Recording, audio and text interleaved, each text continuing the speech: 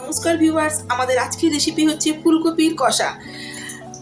আমি ফুলকপি আর আলুটা কেটে ধুয়ে নিয়েছি, গ্যাসে কড়া বসিয়ে দিয়েছি। এবার আমি ওর মধ্যে পরিমাণ মতো রিফাইন তেল দিয়ে দিলাম। তেলটা আমার গরম হয়ে গেছে, আমি ওর মধ্যে একটু জিরে দিয়ে দিচ্ছি।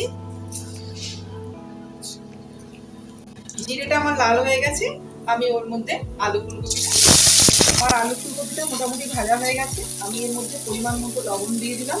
লবণ দিয়ে এটাকে আমি ঢাকা দিয়ে দেবো যাতে সবজিটা গলে যায়। সবজিটার মশলাটা তখন রেডি করে নিই, যতক্ষণ সবজিটা ভাজা হচ্ছে। আমি সবজিটা মশলার জন্য তৈরি করে নিয়েছি, টমেটো আদা পেস্ট করে নিয়েছি। আর ওর মধ্যে দিয়ে দিচ্ছি আমি 2 চামচ পরিমাণ লঙ্কার গুঁড়ো, আপনারা আপনাদের মতো দেবেন।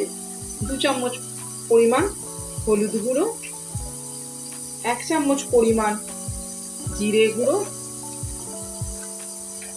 চামচ পরিমাণ ধনে গুঁড়ো। সবজিটাতে আমার নুনটা ভালো মতো মিক্স হয়ে গেছে। এবার আমি সবজিটার মধ্যে মশলাগুলো রেডি করে রাখা মশলাটা দিয়ে দিলাম। ভালোভাবে মিক্স করে নিলাম।